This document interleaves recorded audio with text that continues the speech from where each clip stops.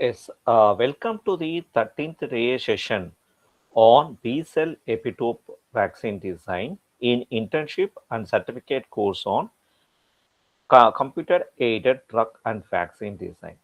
So before going to today's session on B-cell epitope vaccine design, can we recap the last session topics? So what exactly did we discuss in the last session?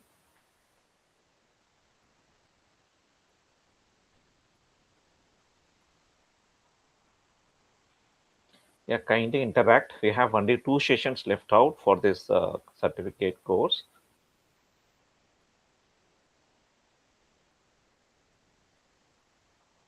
And remember, you should complete MCQ and feedback on or before 25th of December. That is on or before Christmas holiday. Okay, so if you complete this, you will be getting this e-certificate within 2 or 3 days. I have mentioned that I will be sending within 30th, but I see that I can able to send it because it depends on the participants. Some participants delay to complete it. If they delay to complete it, I have to hold providing you the certificates. So if any of your friends registered in the course, ask them to complete on the MCQ as well as overall feedback on or before 25th of December. Okay, the MCQ will be shared on tomorrow evening, immediately after completion of the 14th day session. Any other queries, doubts, whatever you accumulated in the previous 12 sessions, you can type the same in the chat box. So in between also I can clarify, clear you the doubts. And myself, I'm also mentoring projects for other colleges to other college students from UG to PhD scholars. I've already guided two MSc students and two PhD scholars, one from VIT and one from Whale Tech University. So even you can, if you want me as a doctoral committee member, you can able to include for your university. I'm already serving as a doctoral committee member for several universities, for several reputed universities. And similarly, we are holding a company called Phyto Drug Technologies. So we are providing even offline internships, and we are also conducting regular kind of workshops sponsored from government agencies. We already conducted workshops, FTP sponsored from DBT, CSCR, earlier ICMR, AST, FTP. So almost we are getting funding from all the government funding agencies, whatever we apply. Obviously, for few thing, even we reimburse your travel grants. Okay, so if you are interested to participate any kind of offline trainings in a Sri Venkateshwara College of Engineering, you are welcome. Okay, so also offline internships, many pharma scholars from SRM and I believe even from Andhra, few applied the bulk kind of offline internships. So that whatever internships you like to apply, you can able to work in Sri Venkateshwara College of Engineering in the form of consultancies on payment basis. We charge nominal charges, minimum charges. Okay, so that you can able to work for your projects and you can even complete the kind of internships or mini projects, whatever you like to make it in our college campus itself with proper approval from your HOD as well as my department HOD. I take care of my department HOD and principal. So you have to send a letter to the through your HOD or through the subject faculty. Later we initiate to guide event projects. So my suggestion is even if you have mentors in your institutes, so to take an appropriate mentorship from your institutes and try to utilize these skills for your research. Bring in the form of an outcome in the form of publications, patents, etc. Many of completed PhDs, nearly I believe 3 to 4 PhD scholars completed just acquiring these kind of skills. Competition is cheaper. So they incorporate this as a mandatory for the PhD thesis, and they complete a part of in vitro or in vivo and try to submit the thesis. Everything is feasible.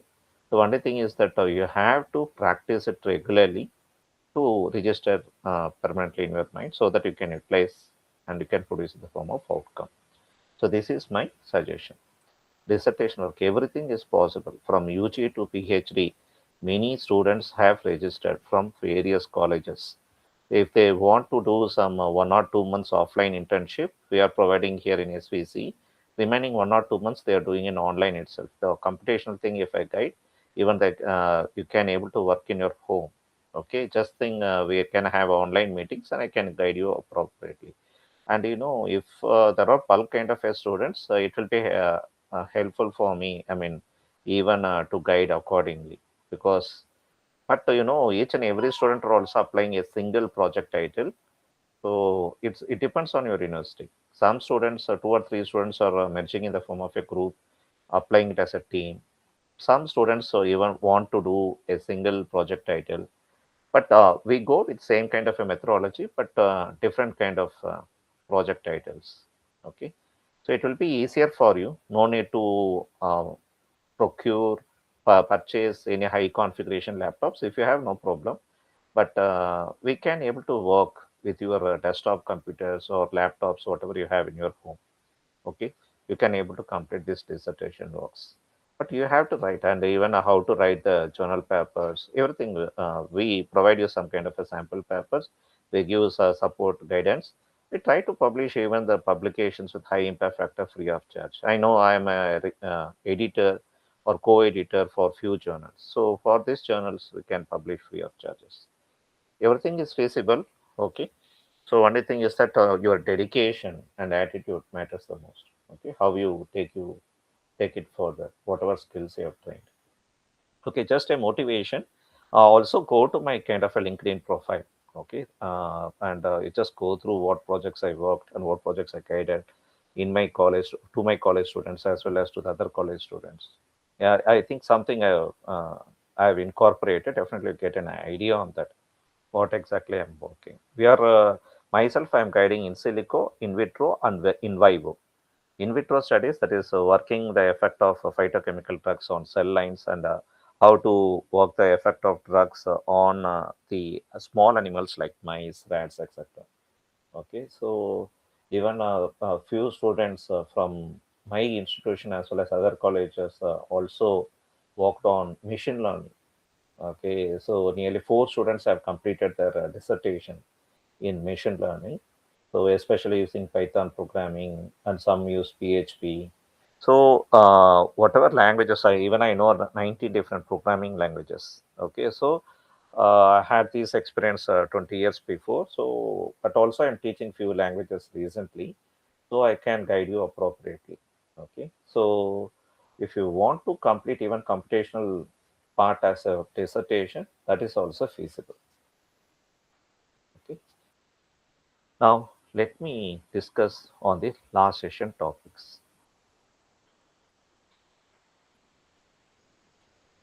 Do you remember what exactly did we discuss? Today we'll be discussing on B cell epitope vaccine design. It means that I also given you a hint there itself. What exactly did we discuss? See, this vaccine design is also a trending topic. Okay, as many of them are working on drug design, vaccine design, or vaccine adjuvant design. Okay, these are also explored a lot. Very good. We have discussed something on prediction of T cell epitope based vaccine design. Can I ask you a few questions related to that? What are the types of T cell epitope based vaccine design? What are the types of T cell epitope vaccines?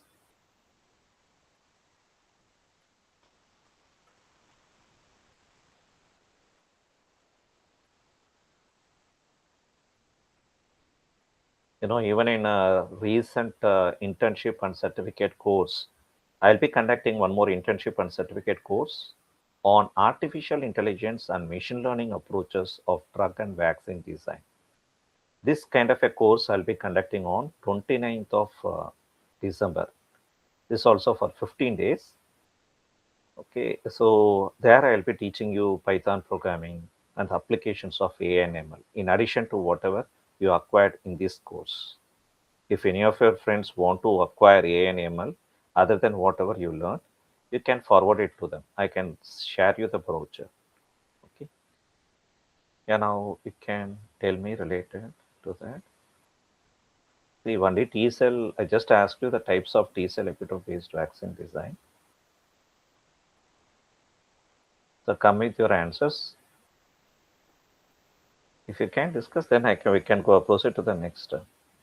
So after this, we'll be also having one more internship and certificate course on disease detection using artificial intelligence and machine learning. This will be on 21st January. Okay, this will be on 21st January, and these are the two resource persons, one from EC department, another from the biomedical engineering. So we have a different kind of course contents here. So how to use ANML in different biomedical applications. So this will be in this period. Okay. So these are some of the upcoming courses, and as I mentioned, we are also going to conduct these kind of courses in future, like extraction, isolation, purification of phytochemical drugs, nano encapsulation, targeted drug delivery using nano carriers, anti-cancer drug analysis. So these are some of the courses we'll be conducting in future. Okay.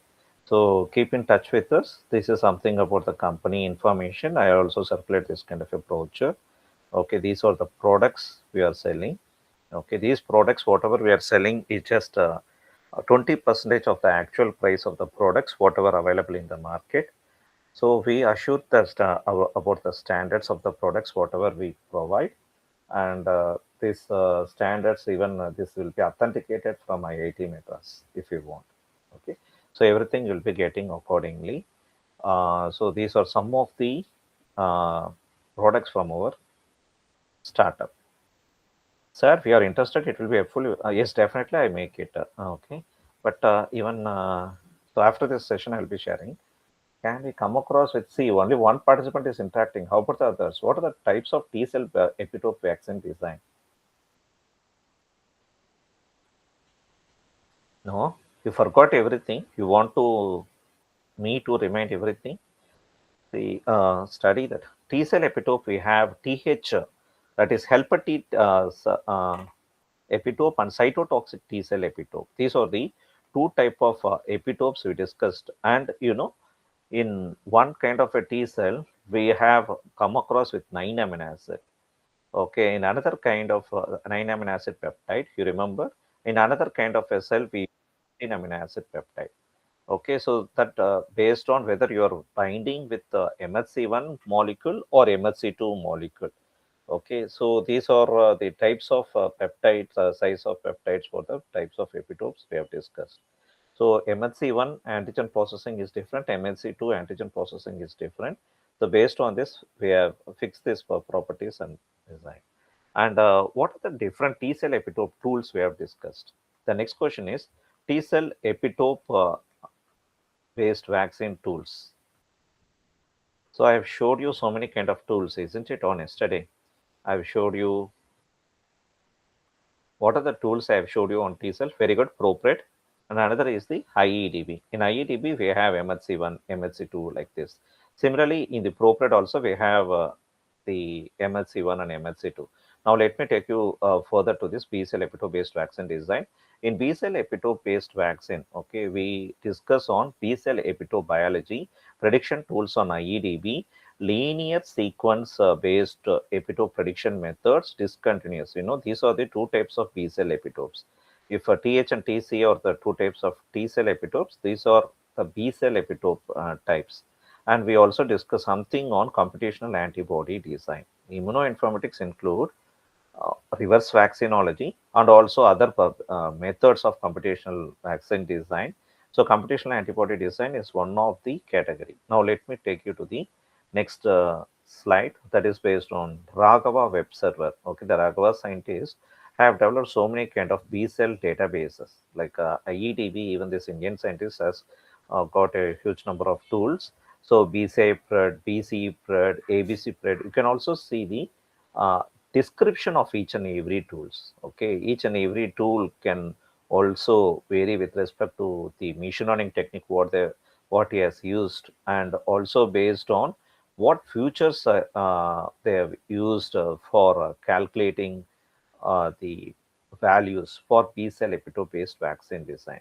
ABC is for artificial, that is using an artificial neural network machine learning to technique for B cell epitope prediction, whereas CPTOP is using the support vector machine. Like this, you can see what properties and what machine learning techniques. Okay, and similarly, you can see innate immunity and miscellaneous servers. Also, these are some of these servers related to vaccine design.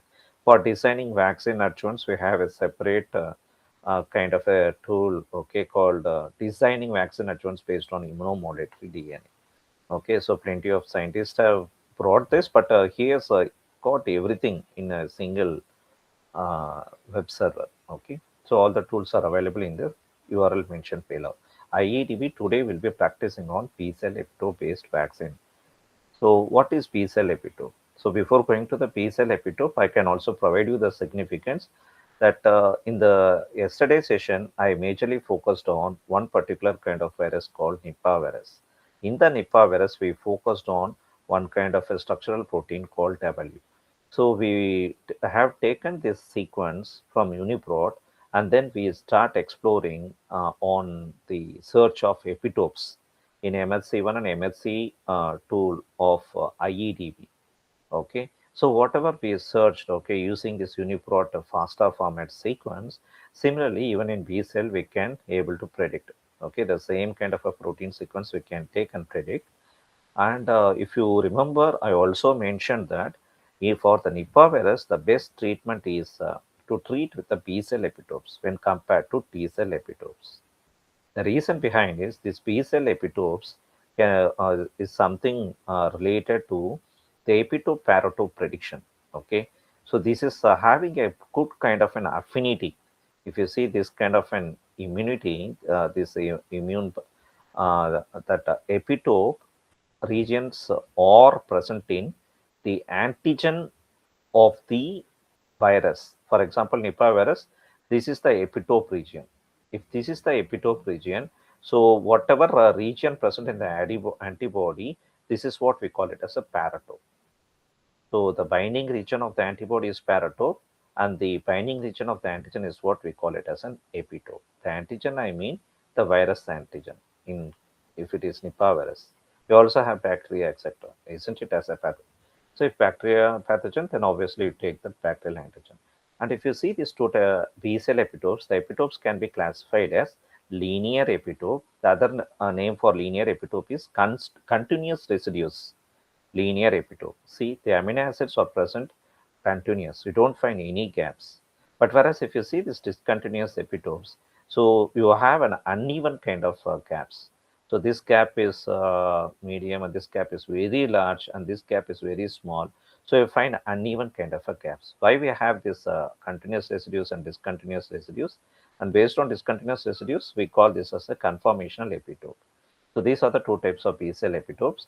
If you see this antibody, in the antibody initially the antigen is present on the surface, okay, on this variable region of the antibody. You know the antibody has the heavy fragment region and light fragment region. So light and heavy side regions are available. Okay, whatever we have at the top, whatever we have, this is what we call it as a variable region. In this variable region only the epitope will try to bind. If you see the linear epitope, these amino acids, we need just the sequence alone for the antigen, okay, to know whether it's going to bind or not. But whereas in this conformational epitope, you see one of the residues coming inside the antibody. It means that it is perfectly binding. When compared to this kind of linear epitope, this discontinuous epitope, you need the conformation of the epitope also. If only if you have a structure of an epitope, here you just need a sequence of epitope in FASTA format. But here in this case, you need a PDB format. If only if you have a 3D structure, then only if only if you have a 3D structure of antibody as well as 3D structure of epitope, then only you can able to find this conformation, whether it's binding perfectly or not. So just because this amino acid going and another amino acid is at the surface, obviously you find this kind of a discontinuous this conformational epitope. This is more precise. Okay, the affinity, whatever we predict, So, this antigen antibody, generally the affinity is above 99%, isn't it? If this is above 99%, so this can be happen only through conformational epitope and not with the linear epitopes. So this is how we can see the types of B cell epitopes. And you know that these antibodies, whatever we speak, so these are present on these are of course released from the B cells. The antibodies are released from the B cells. Okay. So what B cells? You can see in the subsequent slides. Receptors on T and B cells. So we already seen about the T cell receptor. You know how the T cell receptor looks like. So whatever we have this alpha and beta. Okay. So whatever we have alpha and beta, I just show you. I take a new pen. So whatever we have, okay, this CD3 is actually surrounded. Whatever two fragments we have, this will be surrounded like a quadruplets. Okay, this is how a T cell receptor looks like. In a 3D, it looks like this. Okay, whatever we find these two are alpha and beta, but these are surrounded by CD3. And B cell receptor looks like this. Okay, B cell receptor looks like this. So this is what the B cell receptor recognition regions. Now let me take you to the 3D structures of antibody and antigen complexes. Generally, if you see the 3D structure determination, even we have PDB structures already available in RCSP PDB with antigen antibody. If you want to take a sample of antigen antibody, you can download the antigen antibody complex, whatever available in PDB website, and then you can split separately antibody, and then you can split separately antigen. So whatever you split into two different PDB files, this you can also check with the protein-protein interaction servers. If you want to check the affinity based on the affinity, you can get the energy values or some other scoring function, whatever scoring functions deployed. Using that, you can able to find and you can compare even with other protein-protein interactions. So the protein-protein interactions information is available in PPI databases. In addition to that, I am giving you one more information related to this. Okay. Of course, this antigen antibody interactions are more precise, have more affinity when compared to small molecule protein interactions as well as peptide protein interactions. So when to use epitope prediction methods? When verified thoroughly that no information is available in the IEDB on the antigen of our interest, determine the candidate antigenic determinants in an antigen of your interest other than epitopes provided in the IEDB. So even if you want to predict new epitopes, we can able to predict it, okay, through the machine learning techniques. So here in this case, I'm giving influenza virus hemagglutinin. This is a viral hemagglutinin, okay, complex with a neutralizing antibody. The antibody is from the human source. This is from human, and whatever I am telling, hemagglutinin is from the virus. So how the virus is binding with the human antibody. Okay, so for this you can download 1E08. This is the PDB ID. And whatever PDB structure I have downloaded, if I open it in Discovery Studio Visualizer, you can able to see like this. So here, whatever that antibody I'm speaking, generally the antibody looks like this, isn't it? We have that fragments, heavy fragments, light fragments. So whatever antibody here, okay, the antibody is like this now. So it's like a Y shape here. It is like a Y shape. Okay, this antibody, okay, is interacting with the hemagglutinin. So the antibody is full of beta sheets, but whereas here you can see the beta sheets, alpha helices in the viral protein structure. So whatever, as I mentioned, whatever the interacting sites of the virus here, whatever you find, okay, this is actually an epitope. And whatever the pink color thing I've shown is the paratope. So epitope binds with the paratope. So of course, we are predicting this epitopic region. What is the epitopic region? Best binds with the antibody. Okay. So if you remember on in the last session, okay, whatever epitopes we have predicted, that is T cell epitope based. Finally, if you want to check whether these epitopes work perfectly in human or not, we have seen computational binding with MHC 1 molecule or MSC2 molecule.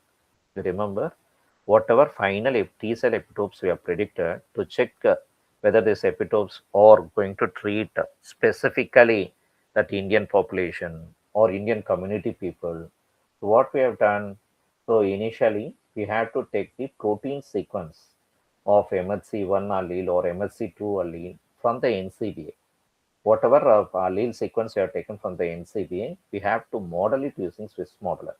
So whatever PDB files we have generated, okay, we try to dock with the screened epitope. Okay, whatever TH epitope we have designed or whatever T cell cytotoxic T cell epitope we have designed, that we have to talk with these PDB molecules and we have checked the affinity. Okay, but whereas here in this B cell epitope, we have to try to talk whatever epitope we finally screen. We have to try to talk finally with the pathogen recognition receptor. Pathogen recognition receptor. Okay, so this is actually present in humans. This is actually present in humans. However, we find this in humans. Similarly, we use this pathogen recognition receptor of humans and we try to talk with the predicted epitopes of the B cell epitope. Okay, so here also we get a numerous epitopes. We have to screen, okay, based on the scores and based on the methods, whatever you want, you can select the methods. This is a native sperm whale myoglobin. The PDB is 1BXG. Here you can see a discontinuous linear epitope. See, if here this epitope is binding perfectly, even if you know the 3D structure of the epitope, peptide epitope, okay, then only you can able to find this prediction. You need, in this case, the 3D structure of epitope, and also we need the 3D structure of the protein, final protein, whatever we talk. Okay, so if you download this protein, you can able to find this conformational epitope, okay, of B cell. So now B cell epitope prediction. So if you see the methods of B cell epitope, the first method what we see is the linear epitope prediction methods. This is the major classification I told you earlier, linear and non-linear. In linear epitope prediction, okay, where we can find continuous residues, okay, the machine learning algorithms are used. Positive and negative training data sets are used. And here the combination of one or more amino acid scales are used as an input. Okay, and the types of algorithms, machine learning algorithms used are random forest for B epitope prediction 2.0. Simply we abbreviate as PEPIPRED 2.0. And similarly, the second method is deploying the artificial neural networks. So this is actually ABC-PRED. And the third is the SVM, support vector machine. For this, we have tools like BC-PRED and FBC-PRED. Okay, so prediction accuracy is optimized. So don't simply restrict to screen the epitopes from one method. Try to use the other methods and see whatever 10 best epitopes or 20 best epitopes are also synchronizing with these algorithms. If you find this, then you can choose that as a best because it is matching with many of the algorithms. So this is one of the workflow or kind of a pipeline. We can use it for the B cell epitope prediction. The linear epitope prediction, we have the methods, okay, for B cell epitope prediction. Mostly we use the amino acid physicochemical properties. And if you see this B cell epitope prediction, as I mentioned, other than the machine learning techniques, here I am giving you few more information. That is features which have been correlated with the location of continuous epitopes. Here we can use the beta turns. Using that beta turns, okay, the Chow-Fasman has proposed a method. And we have a tool in the IEDB itself. In the IEDB, we have these tools to work with these kind of physicochemical properties of amino acids. So beta turns, Chow-Fasman method. And based on surface accessibility, Emini has proposed a kind of a tool, an algorithm and tool. Karplus and Skulls has proposed based on flexibility of amino acid residues. Flexibility, you know that glycine is more flexible and proline is more restricted. Okay, so glycine we have three angle rotations, phi, psi, omega. So these are the three kind of angles. Okay, three kind of angles in the glycine. But in proline, we have phi angle alone, that too very restricted rotation. So based on the glycine to proline amino acid residues, the corpus and skulls has proposed a kind of an algorithm. And the next is the antigenic propensity. Occurrence of residues in epitopes is proposed by Kolaskar and Tonkoyanker. So how frequently the residues are found in the epitopes. And next is hydrophilicity. We have hydrophilic amino acids, isn't it? So if amino acids are important in consideration, like however you find, if you find hydrophilic binding sites are most important in a specific target, then obviously we can use this kind of an algorithm which was proposed by Parker. The second major epitope prediction in B cell epitope is the discontinuous epitope prediction, where here you need the structure of the epitope. So geometrical properties combined with the amino acid scales. So discotope, elipro, CEP. These are the tools used for discontinuous epitope prediction. Okay, unlike whatever we have seen BPPRED and other kind of algorithm and method tools we have seen in previous slides.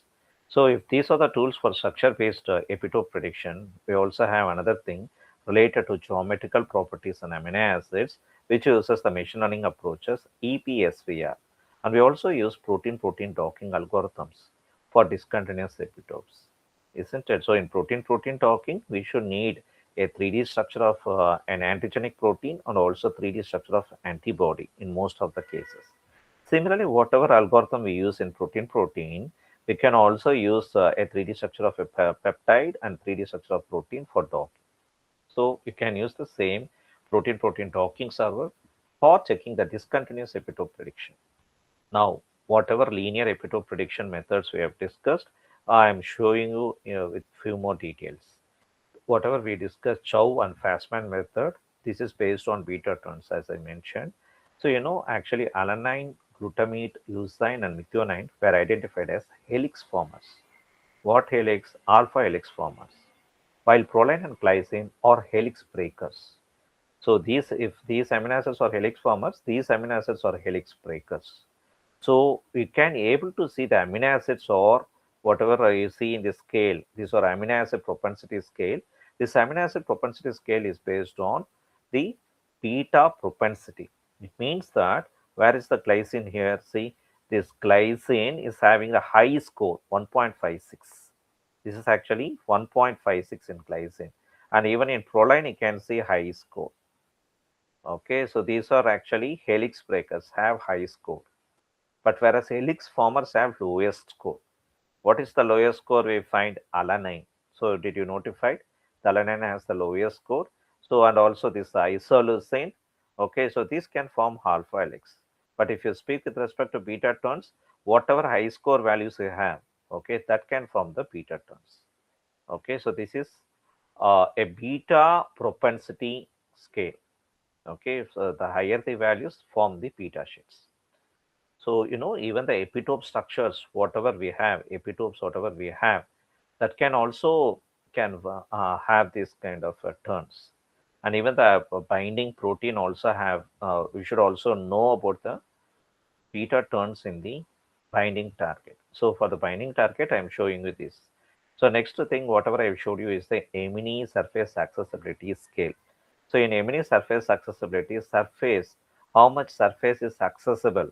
Okay, how much surface accessible in the epitopic region. So this also we can able to predict based on this scale.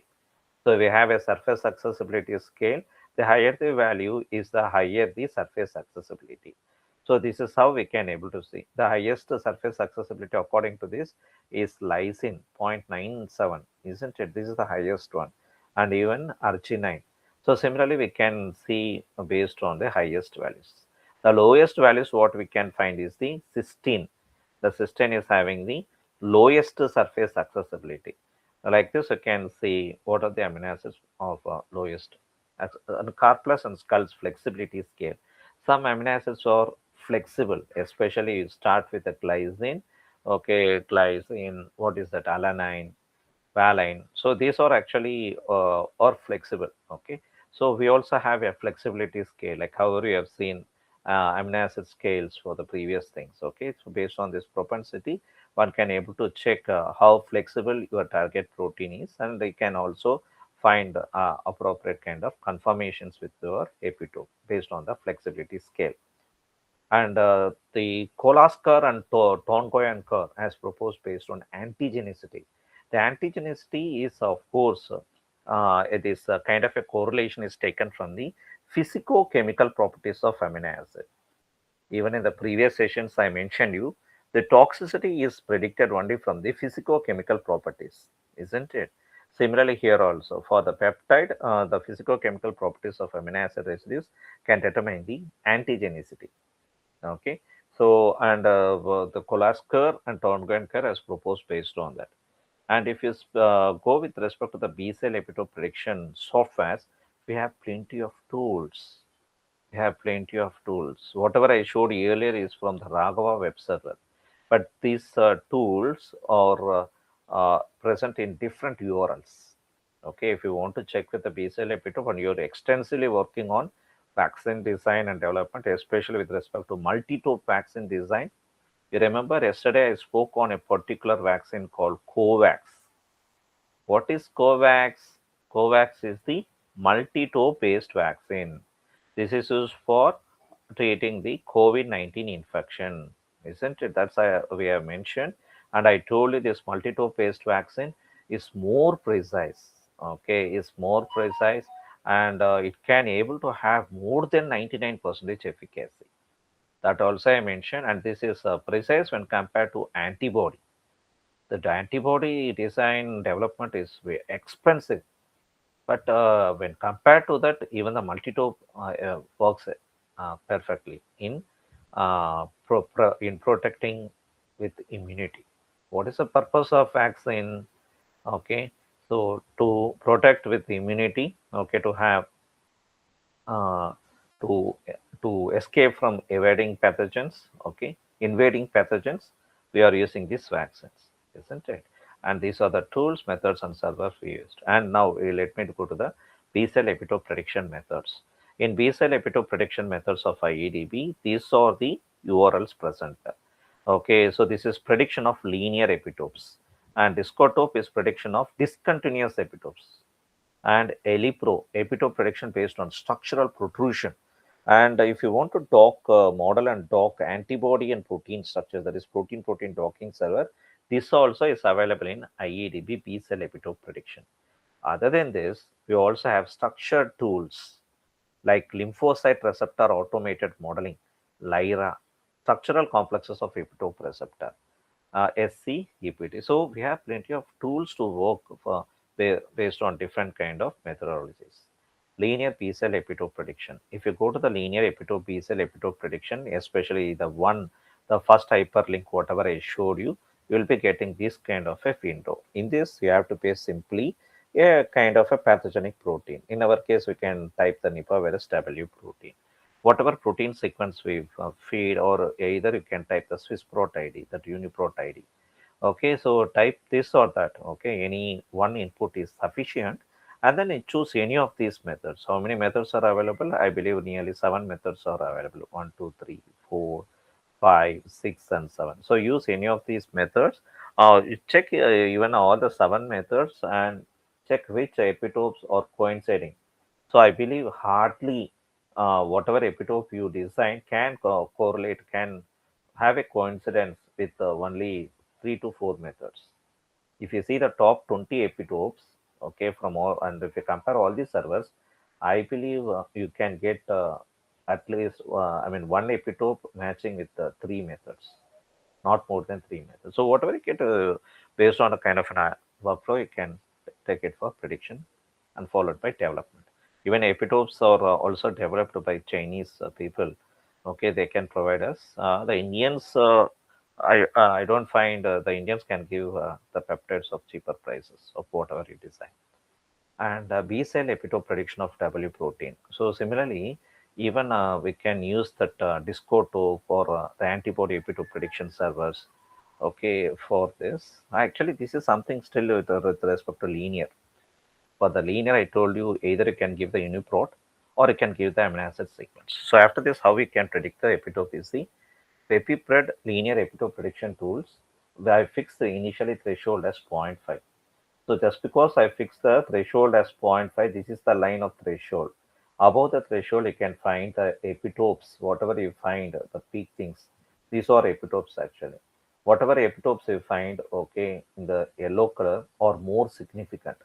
These are significant kind of an epitopes. So this is the first best epitope, and based on the peak value, this is the second best epitope, and this is the third best epitope. Like this, based on the peak values, we can tell which is the best epitope we can get. So this is a graphical kind of an output from the PapiPred. So like PapiPred, we also have PapiPred 2.0. So you can also try with the PapiPred 2.0 and check what are the epitopes. Then, you know, even in PapiPred and PapiPred 2.0, you find a different kind of a results. Even though you find the same kind of a name, you find a different kind of a results, but still you can go ahead with other kind of 5 methods and check which is coinciding with the most. Okay, and wherever you can find for you know, in this protein we have around 450 amino acids, something like that. Okay, whatever amino acids we have, so for each and every amino acid position you can see the score. The higher the score, the best is the result. So in our case, we fixed threshold is zero point 0.5. So whatever amino acid residues in a sequence, if you have above zero point 0.5, this is assigned with the E. The E stands for the epitope. So whatever is less than zero point 0.5 is not assigned with E value. So you can, one thing you can find as a graphical output, and another thing you can also find as the table kind of an output. And other than this, you can see the start and end positions of these kind of an epitopes. So these epitopes are not fixed with respect to the sizes. But if you want to fix with a particular size, can be if you want to predict a B cell epitope of 12 amino acid, okay, whatever 12 amino acid you fix, you check which sequence of 12 amino acids have the highest epitope score. So based on this, you fix one, you can design a B cell epitope. Okay, this is how we can do. Either it can fix 12 or 12 to 15 amino acids for the B cell epitope. Okay, some also use 10. So 10 to 15 is okay. Okay, now let me take you to this discotope. This is the second type of epitope. How we predict from the EDB, you know. Actually, here you need first we see what are the properties used for this epitope. The one what we use is the Parker's hydrophilicity scale. So hydrophilicity is most important because you know this hydrophobicity is something related to the buried residues, isn't it? Hydrophobicity in proteins is checked only whether the water is going inside the protein or not. If water is not accumulating inside the protein, it means that it is a buried residue, but you have a hollow region. So one thing, the most important, whether if you want your epitope binding perfectly inside your antibody, then hydrophilicity scale is important. So Parker hydrophilicity scale, and the number two is the amino acid occurrence, how the sequence of amino acids occurred in this sequence. The third, number of contacts within 10 angstrom. Because it's structure based, we have to know this kind of an information, and related to area of relative solvent accessibility. And if you see this, we also have two types of versions, discotope 1 and discotope 2. So even if you see the area under the curve, like however we see as seen in the PapiPred, in all the methods, even in linear epitope, you find such a kind of a graphs. We can have a threshold, and from the threshold, even you can screen the epitopes. You can increase or decrease the threshold. So if you want to just screen with only few epitopes, I suggest you to go with this threshold 0.6. Instead of zero point 0.5, you can go with the threshold of 0.6. So that you know these epitopes are eliminated. Whatever I am whatever I am rounding, okay, these epitopes are some small peaks are eliminated. Only the large peaks alone retain. So the threshold is important, whatever we fix. Even after calculating this, even we can recalculate it. We can retype the zero point 0.6 and recalculate, and we can screen the epitopes based on the threshold values. Okay. Similarly, even in discotope, if you see the area under the curve, like however you find the area under the curve for the threshold, whatever we have, it varies, isn't it? If you increase the threshold, even the area under the curve varies. So for discotope, it is 0.71 and this is 0.73 for an examples. Okay, one example they have shown. Discotope, structure-based antibody prediction. Here, we have a PDB ID. That is one of the input you can feed, or we can able to upload a that is here in this case we have to upload the 3D structure of the protein instead of Nipah virus W protein sequence. You have to upload the PDB of the Nipah virus W, and if you upload it, then obviously if you click submit, you can get the kind of a conformational epitopes. Whatever conformational epitopes we get, okay, even we can, this is actually linear epitope kind of results. So this I have to show earlier itself. Like our you have seen Pepipred 2.0, even in the this linear epitope prediction of Chow Fasman Emini also shows similar thing. Increasing or decreasing the threshold, you can see the epitopes. Okay, you can screen the epitopes. This is what the structure-based epitope, whatever I shown recently. Okay, conformational epitope, Parker hydrophilicity, corpus and skulls. So these whatever we have, so this also shows similar kind of a results. Only thing is the threshold and what are the best epitopes. For one sequence, whatever I pasted or whatever structure I pasted, see, we have in different regions. For Parker, I'm getting in this region. This is around 200 to something. And for this, it is nearly less than 100. And here you also find 100 to 200. For each and every method, the epitope peaks vary. So this is something trivial and most confusing also. One should also develop a kind of an algorithm or a workflow to screen even the best epitope based on this kind of an outputs.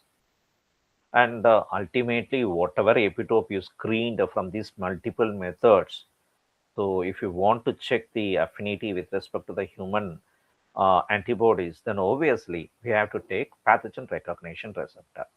The pathogen recognition receptor, the most popular kind of a receptors are toe-like receptors. The toe-like receptor 1 to 9 is shown here. For example, if you are dealing with the treatment of bacterial fever, for example, bacterial meningitis in meningococcal polysaccharide vaccine, you remember the first thing I mentioned, in the 11th day session, the first vaccine came from reverse vaccinology is meningococcus vaccine. So this is used for treatment of bacterial meningitis, which is usually occurs in brain. So if you want to target the bacteria, then obviously we have to go with TLR4, toll-like receptor 4. If this is our target for bacteria, and for viruses, for double stranded RNA, we have to go with TLR3. And for single stranded RNA, we have to go with TLR7 and TLR8. So like this, we can choose this kind of the protein receptors for targeting with your epitopes design. And next we will be discussing on CABS talk. This is actually used for talking protein, or also protein peptide. Okay, the protein peptide talking, if you have a 3D structure of peptide, how to design a peptide? From beginning, I am taking without interaction. Tell me how the 3D structure of a peptide can be designed if you know the sequence. This I have already taken you. How to design, tell me the tool used for designing 3D of peptide. Homology modeling? No, homology modeling is used for designing the protein structure. Then what is the tools? What are the tools available for designing 3D structure of peptide? I have explained you, and also I showed you the result in online server as well as offline servers. What are the online tools I have shown and what are the offline tools I have provided you a demo?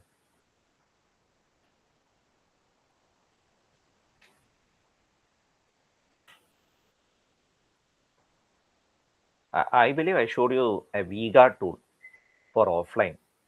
And online? Online. See, so many participants are here, but still, So series model. what is that? What is that, sir? Pepfold 3. In Google, type Pepfold 3. You can able to get an information. I mean, the server link you can get. Simply type the peptide sequence. Okay, you'll be getting a structure. Similarly, if you want to design a peptide, okay, see, macromolecules. There is one window called macromolecules. Before that, if you want to design a peptide, go to File, New in Discovery Studio Visualizer. Go to the molecule window. So first, I created a new molecule window. After this, if I want to get an amino acid peptide, I click methionine. I got an amino acid. Phenylalanine, proline, okay, valine, sep. So whatever I've given, so this will be in the form of sequence. So first methionine, next phenylalanine, proline. However, I've given according to the sequence, you get like this, and this is the 3D structure of that 5 amino acid peptide. However, you want to design that 9 amino acid, 13 amino acid, you can also use the Discovery Studio Visualizer. This is one of the two. So instead of relying on but online tool PDB, it is compatible and it can work with most of the online servers also. Sometimes if this kind of 3D structure, whatever we save in PDB format is not helpful for you, you can use the online tools for peptide design. Okay, so this is something on how to design the peptides and whatever 3D structure of peptide you design in the conformational epitope design. Okay, you can try to use this server for talking the peptide protein. Now, let me take you to the next slide on HADOC 2.4. The HADOC 2.4 is generally used for talking protein. Okay, so one can register and you can use this URL. Okay, you can talk the protein and a protein. So you can able to see here that is mentioned. This is a protein talking server. High ambiguity driven protein talking. And we also have one server called Rosetta Online Server. This is the URL. For the Rosetta Online Server, you can use peptide protein docking using FlexPep Dock. We also have for protein docking 2. Like this, we have plenty of tools. Ligand, small molecule receptor, energy minimization protocol, okay, beta peptide design, symmetric docking. We have plenty of tools in this Rosetta Online Server, which we can use in immunoinformatics. Rosetta covalent peptide docking. So in Rosetta covalent peptide talking, actually one more thing I like to mention in artificial intelligence and machine learning approaches of drug and vaccine design, which is proposed to conduct in the next week, commencing on Monday. Okay, the last 4 sessions will be unique. The last 4 sessions will be unique. Okay, so you see a lot of differences. So if you want to even acquire this 4 session contents, and even if you want to recap whatever we have discussed, or you want to, so you can also register for the upcoming ANML course. Okay, this is something I'm mentioning you, like what is peculiar in that course. And if you see this Rosetta covalent peptide docking, okay, so here we have a ligand, the ligand and the docking, that is peptide is your ligand. Now let me take you to the online servers.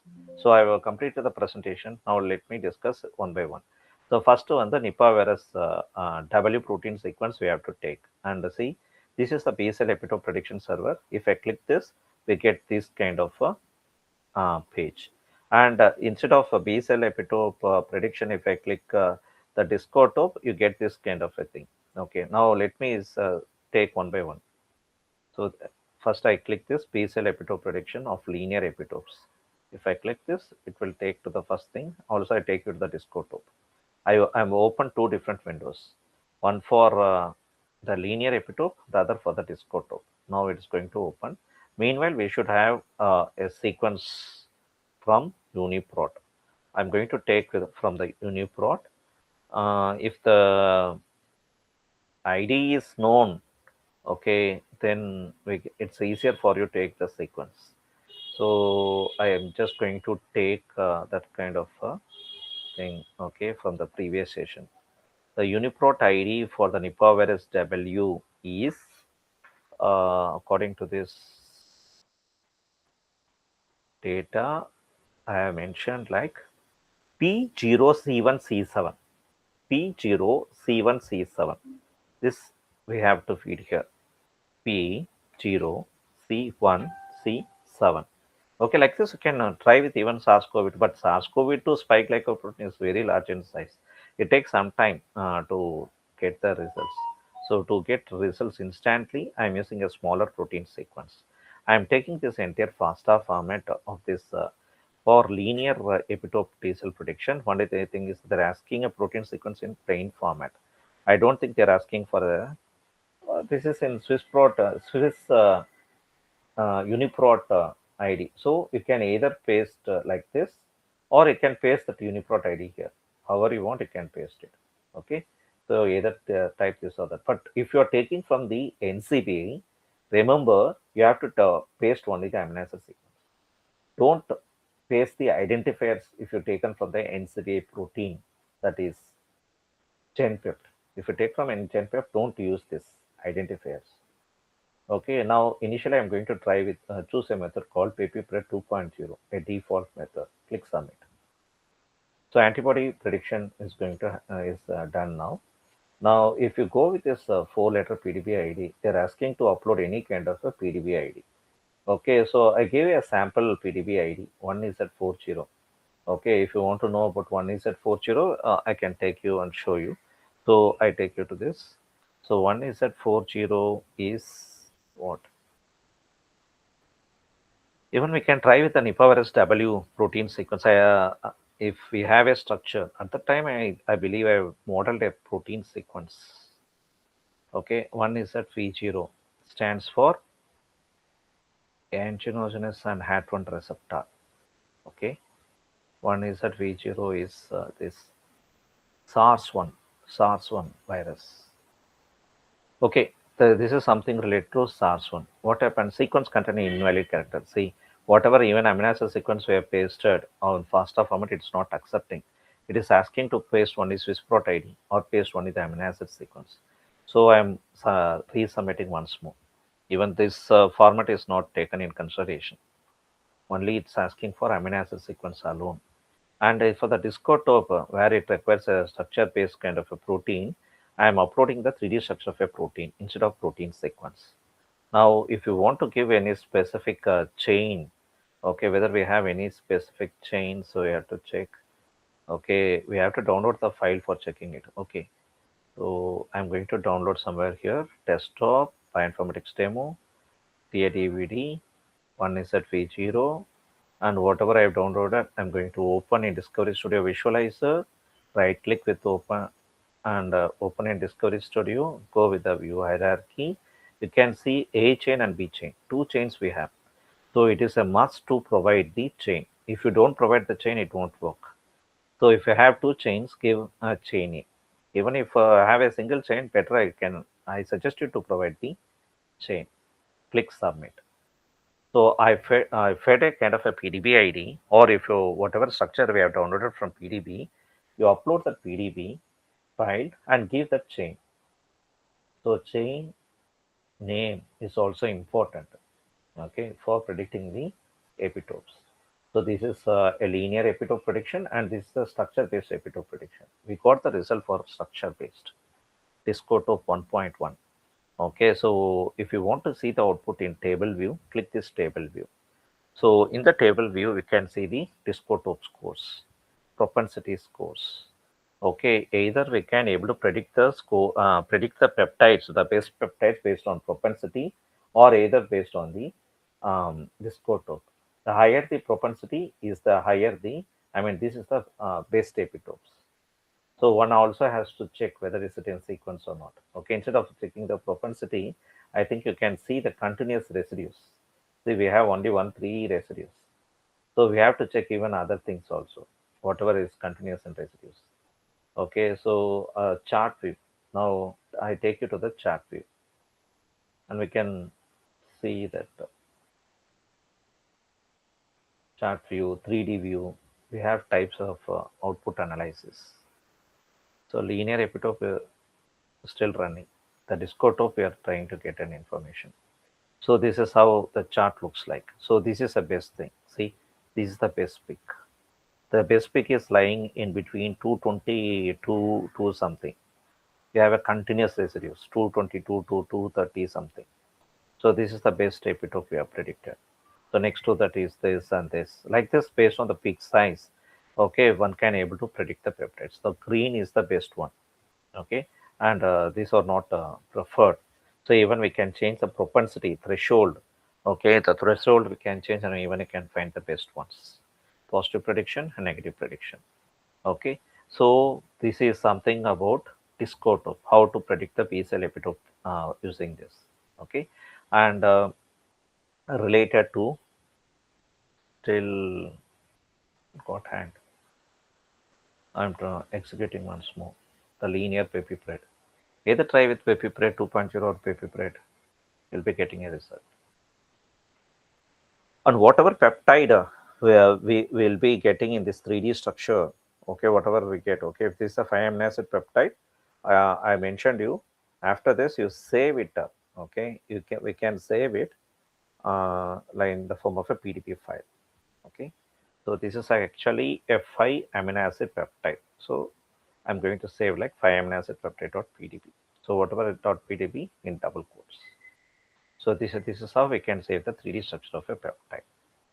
So also pepfol3 can be used. And I have showed you some kind of an URLs for peptide protein docking. Simply upload the 3D structure of peptide and protein for docking. So I take you once again with the PCL epitope. The server is slow. Okay. So we almost completed. Okay, even this PCL epitope based vaccine design. If you have any doubts, you can ask me. Yeah, I try with some other peptide linear epitope. Was taking more time. Okay. Is the sequence alone? Use anything, Chow Fastman or anything. We got the result for Chow Fastman. For Chow Fastman, this is the threshold, default threshold. It can increase. Now, this is the one we got. Okay, this is the best step, the nearly 142 something. And whatever results we see, okay, I told you if you want to increase it to threshold like 1.2, use this 1.2, recalculate. I recalculated. Okay, what happened? Average is 1.048. If you want to recalculate, I can do that. So I think it's running for recalculation. Meanwhile, you can see this is the actual. So for 1.2 now it's done. You'll be getting an graphical output later. So you can see the scores, etc. Okay. Okay. Any doubts you can ask me. I have completed this session. Any doubts? So we have just only one session for interaction. Okay. So just go through the previous recorded videos. And if you have any doubts, you can ask me on tomorrow. Tomorrow we'll be discussing on we'll be discussing on computational vaccine design. What are the other vaccine design predictions available? And tomorrow I also discuss on the servers developed by my postdoctoral associate mentor, Professor M. Michael Gomiha, who is the India's #1 bioinformatician. So he has developed so many tools and databases for vaccine and drug designs. So related to that, also we'll be discussing it on tomorrow. Okay. So also go through the tools and develop by Raghava web server, and you can work with it. However, I work with the IEDB. The same kind of inputs and same kind of summation. So there won't be any trivial, I mean, any confusing things. You can go ahead with this kind of practice. Okay, then, if no doubts, thank you very much for the interaction and the support from the beginning. Okay, so let us meet on tomorrow, the last day for completion of this certificate course. Have a great day, and I thank all the participants to join session even on the holiday. Special thanks to the today's participants.